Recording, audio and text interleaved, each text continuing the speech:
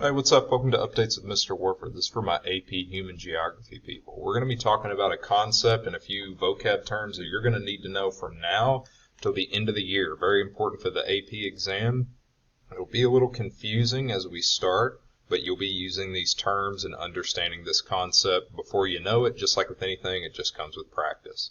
So the DTM, or Demographic Transition Model, it explains the transformation of countries from having high birth and death rates to having low birth and death rates, and how that correlates to how they develop as countries. And the guy who invented it was named Warren Thompson. He was a demographer. Remember, demography is the study of population characteristics. And he created the DTM in 1929, and it's had a few changes since then, but it has been an important model in human geography. So like I said, we're going to refer to this a lot. You need to know it for the AP exam. Feel free to ask me any questions. The DTM is cool because it's an indicator of countries' development. So just looking at population statistics and other statistics, we can put countries in general stages to see how developed they are. Some vocab that you need to know, and it's on your vocab list, and it's something you need to understand, is a few here, and there will be others that we talk about later on in the week. The first, crude birth rate, or CBR. That's the total number of live births in a year for every 1,000 people. Crude death rate is the total number of deaths in a year for every 1,000 people. And then natural increase rate, or NIR, or sometimes you'll see it referred to as NRI, is the percentage by which a population grows in a year. So those are terms that you need to know. They're in your textbook, so you'll read about them later. So I won't spend a ton of time on those right now.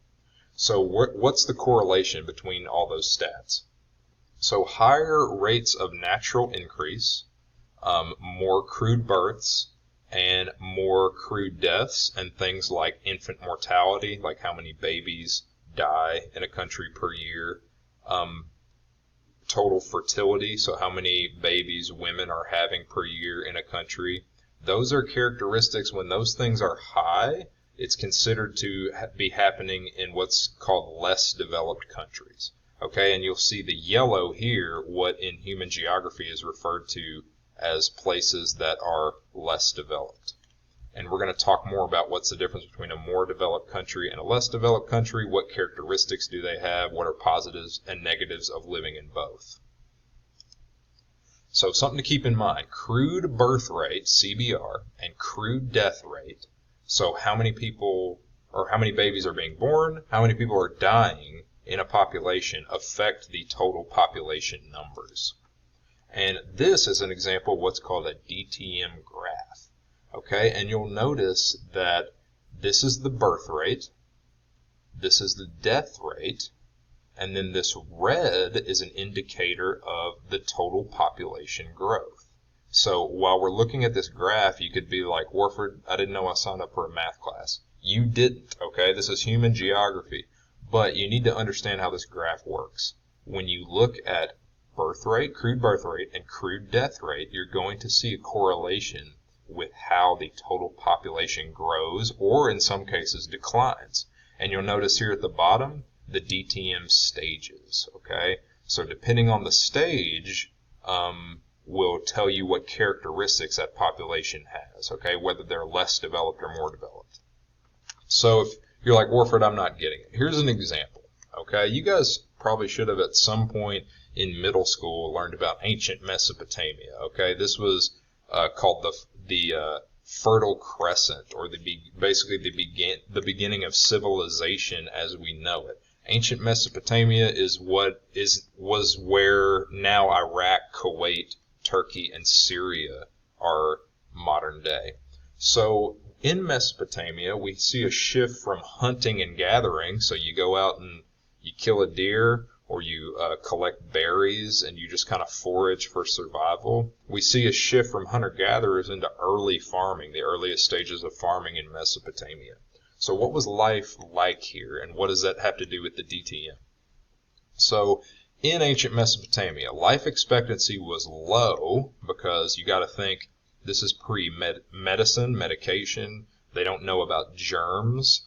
So disease spreads. They have no hygiene. We're not brushing our teeth. We're not cleaning ourselves off regularly. You could get killed by some wild animal at any moment. So life expectancy is low. So that means that we had a high amount of deaths. So crude death rate is very high at this time. However, when you start to have an increase in agriculture, people farming for a living and less trying to chase rabbits all day, you have a lot of children being born. Because one, they can help you on the farm. Two, because of things like we talked about earlier, like disease, a lot of babies don't live to maturity or adulthood, so women are churning out more babies than they do now because there's a good chance that a lot of them will die. So if you want to have kids that live into adulthood, you got to increase your odds by having more kids. So while crude death rate is high, a lot of people die at an early age, crude birth rate is also high. Okay, so when that happens, if you look at our graph, you're going to see that population is either going to grow incrementally or just steadily or very slowly. So let's look here. Where does that happen on this graph? So I see my birth rate, I see death rate. Where they are similar, okay, because remember we have high birth rate and high death rate, is right here. So we would say that ancient Mesopotamia was in stage 1 of the DTM, if you look at the graph. So hopefully that's making sense, because if you look here, birth rate and death rate are similar, population is staying pretty stagnant or just barely increasing. So it would be stage 1 of the DTM. Let's look at another example. The 1700s in Western Europe.